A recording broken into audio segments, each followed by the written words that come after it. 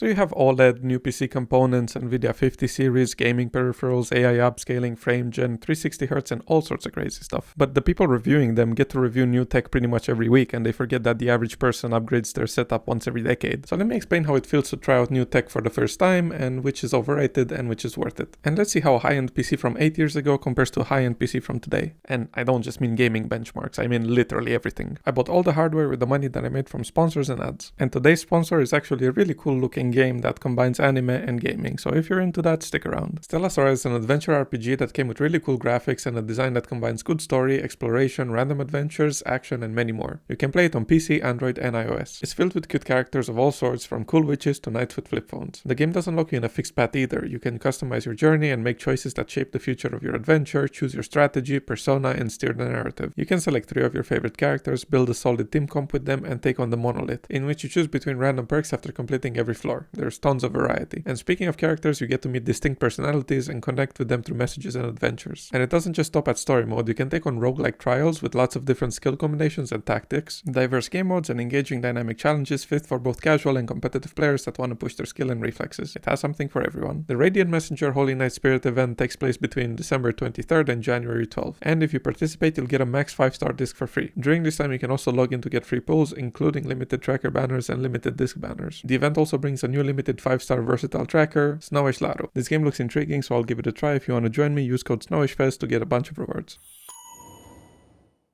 So here's the specs for my old PC and here's the new one. The order in which I'm going to present them is going to be based on impact. And if you're wondering how I'm making these shots, I just got my new phone stuck in my microphone arm stand and somehow it works. Anyway, one of my biggest upgrades was my monitor. I went from 1080p to 1440p, from 144Hz to 360 and from VA to OLED. For a really long time I thought that 1440p was maybe 20% better than 1080p, but nope, it's almost double and the difference is very visible. Especially if you're doing work on your desktop or you're working with text. Because I spent a lot of time on my screen, this resolution and screen upgrade actually made me see a lot better IRL because I saw that my vision was getting a bit blurry, and I would definitely recommend getting a good monitor. The only issue I have with 1440p is consuming content in 1080p because it looks pretty bad on it. I would say that OLED is actually pretty overhyped. I mean, it's kind of nice, but it's not really that impressive. I would say that panel quality is the most important thing in a monitor rather than panel type. The only time I noticed OLED while gaming was when I played OSO because it's mostly black, and whenever I'm on my desktop because I have a black background. Also, people think that 360Hz is going to give them an advantage in competitive shooters, but I wouldn't really say that's the case. After 144 or 240, it doesn't really help you see enemies faster. They pretty much appear at the same time, it's just smoother when they move along. So basically you're not really going to get that big of an advantage or react faster, but it is going to feel much smoother. Also, it makes a very tiny difference on the center of your screen where you're actually going to be looking at the enemies, but it makes a massive difference on the corners of your screen where the whole world is moving around and the movement is amplified. And it makes everything so much smoother and more enjoyable, and I outright refuse to play a game like Minecraft or Valorant on a 144Hz monitor again. I don't even associate high refresh rate with competitive gaming anymore. For me, it's just about smoothness now. I like bright colors, so for me anime games or stuff like Overwatch look really cool. Or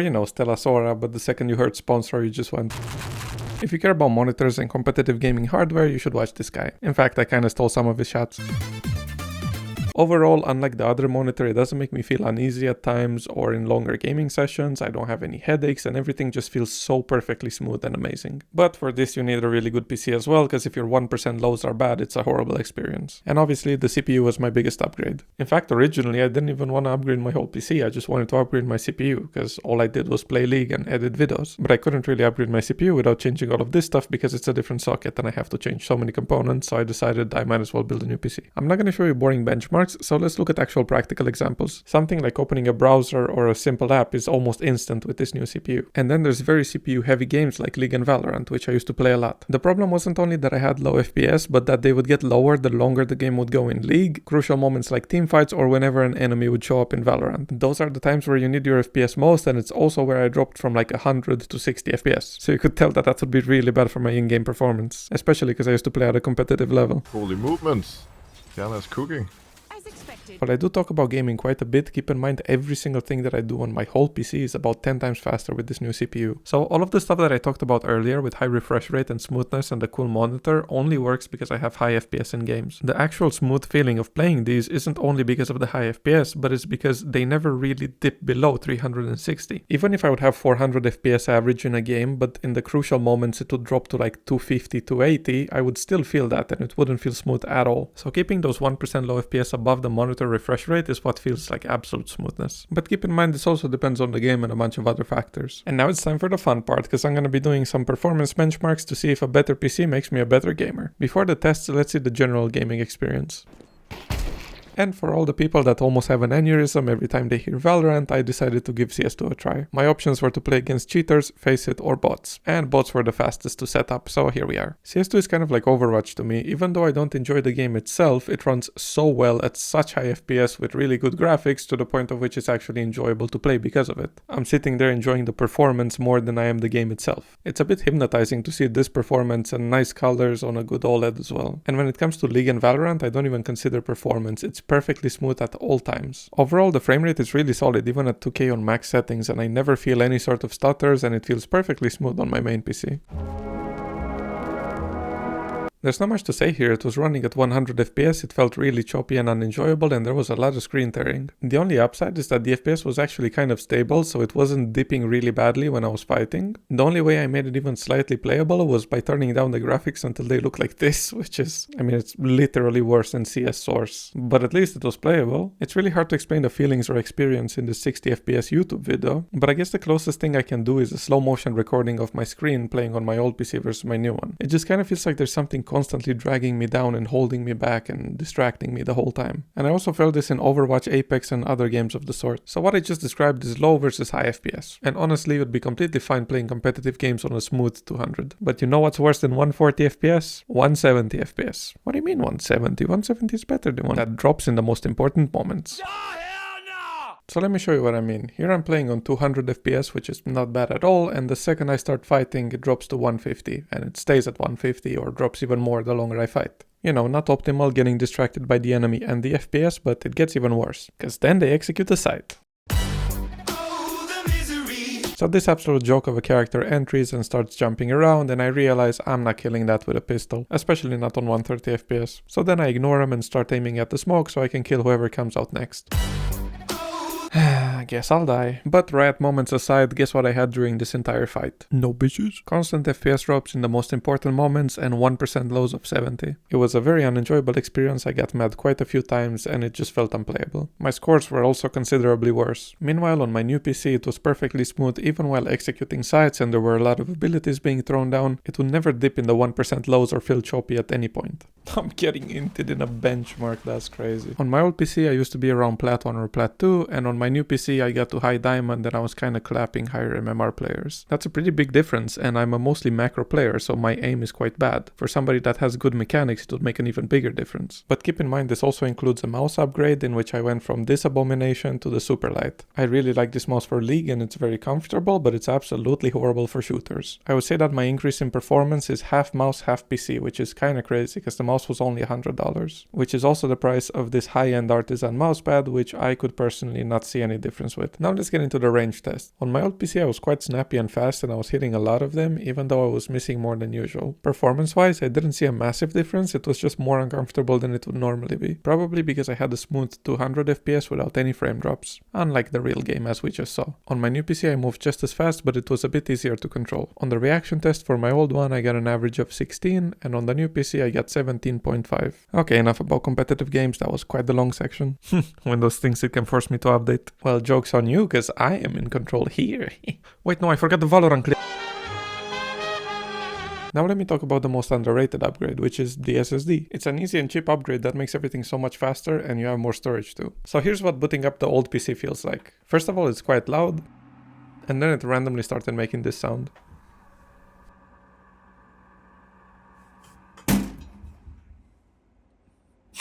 It took 58 seconds to get to the desktop and then another 20 for the apps to actually be usable because I couldn't really click on anything. And yes, I get flashbanged every time. On average, it takes a minute and a half to load my old PC. For reference, on my new PC, it takes about 10 seconds from when I press the power button to be loaded into Discord, my browser, and have everything running. Oh, but Korean, why are you using Windows? You should be using Linux. It's also nice that my folders load in about 0.5 seconds rather than 15 seconds. And oh boy, did I forget how annoying it is to install games. Let's see how long it takes to extract the 3GB archive. The new one took 20 seconds and the old one took 2 minutes. And if you thought that was bad, wait till you see the official game installers. In Path of Exile 2, I knew I was cooked when I saw the allocating space moving like Kyrie in his prime, and then the old SSD, I mean, at least it's trying. The old one took 1 hour and 40 minutes on 0 system load, and the new one took 25 minutes while editing. To load into the game for the first time on my main PC took about 6 seconds, and this is the live footage, and the other one took 2 minutes and 41 seconds, and then it was still laggy. And it's about a lot of the small stuff that adds up, like this verifying file integrity in Genshin took me a couple seconds on my main, but on my old PC it literally took 10 minutes. What FPS does also run at? How does that even happen? That's 3 frames per millisecond. When it comes to the 50 series, pretty much every YouTuber has been hating on nvidia for their business practices and taking it out on the 50 series. And then they compare something like a last generation 4080 with a 5080. But one thing that they're a bit disillusioned to is that people don't really upgrade from the last generation of graphics card to the new one that just came out. Usually the people upgrading have way older hardware, and then when they see something like a 5070 which has a lot of FPS for a relatively low cost, it's actually a really good deal. Don't get me wrong, nvidia has a lot of issues, especially with how they treat marketing. And some 50 series cards were really bad, but some are also the best upgrades you can currently make. And speaking about unfair criticism towards nvidia, let's talk about the frame generation and AI upscaling. Frame gen is pretty simple. You just take 2 real frames and you use AI to figure out what would go in between those 2 frames. That way you can use AI generated frames to have more FPS. As a player, you don't notice the AI generated frames, you just see a higher frame rate. Unless you drop your FPS down to 30 and then you use 4 times frame gen and it looks horrible and it has a lot of visual artifacts. You'll never guess what the YouTubers did. I absolutely love FrameGen. It's one of the coolest applications of AI that I've ever seen. But you're not supposed to enable FrameGen on 30 FPS. I like playing any game on at least 140 FPS, otherwise it doesn't really feel good to me. Whenever I have a game running on 80 FPS, FrameGen is really useful there. And games like Cyberpunk that have a lot of motion and action look way better on 200-ish FPS than 100. So I just use FrameGen, and I don't notice any sort of artifacts, and I really enjoy it. It adds a little bit of input delay, but it's not really noticeable in single-player games. The only problem I see here is if devs think that this will be the industry standard and they don't optimize their games anymore, assuming that everybody will just generate frames with AI and downscale their games. But oh well, most new games aren't optimized anyway, people just kinda gave up on that. I was gonna make a whole section on AI upscaling, ray tracing, path tracing, but honestly there's many videos that already do it really well and go in depth, so I just don't really see why I'd get into it, just watch those videos. Instead I'll give you my opinion. I don't use AI upscaling because I don't really notice a difference, and if I want more frames I'm just gonna turn on FrameGen. I usually don't use ray tracing because I don't really see the difference that it makes while I'm playing the game, but occasionally if I'm playing Hogwarts Legacy or Cyberpunk I might turn it on and then use FrameGen as well. When it comes to path tracing, I don't feel like it has a purpose in games, it's usually made for renders. Most of the time you're never gonna use it in actual games. When it comes to playing these games on a high-end PC, all I can say is that it's not something that will completely shock you. It's not like you're gonna look at the graphics and feel like it's unreal, but rather it's more like going from really bad internet where your videos constantly stutter to watching them without interruptions. You can actually focus on the video itself, and that's how I feel about the gaming. It's simply a smooth, enjoyable experience, and I don't really worry about performance too often. And you know, if it runs like shit for me, it runs like shit for everyone else, so. Speaking of performance, this video's gonna do really bad with the algorithm. So if you liked it so far, I'd appreciate if you'd share it with people that might as well. When it comes to my audio setup, here's my new SM7B, which is a $600 audio setup. And this is my old $80 mic. They do sound pretty similar, but this one is a bit more annoying to edit because the audio spikes are pretty bad and it doesn't equalize audio too well. I do have to say the new one is easier to edit and nicer to stream with, but the difference in audio clarity isn't that big and I was quite disappointed at first. So for most people I'd say just get a $200 USB mic and you're gonna be completely fine. You can't really tell the difference between that and this. I mean, there's barely any difference between the $80 one and this. Also, don't spend too much on an audio interface, it does nothing, you're just getting charged for no reason. Bruh, how am I even gonna title this video? Like, what is this even about? Anyway, I gotta finish this up real quick and upload because I'm really tight on the deadline. And if you made it this far, I'm assuming you're one of those people that watches all of my videos regardless of topic, in which case, you know, shout out to you, that's really cool. And see you in the next one. It's gonna be a programmer versus RuneScape video in 2 weeks. It's gonna be really cool. I just hope it doesn't flop, to be honest, because it's a really nice project. I also made a bunch of extra social media, like a second channel and Instagram and stuff. It's all linked to my channel. Anyway, I'm gonna go now. Thanks for watching. Bye!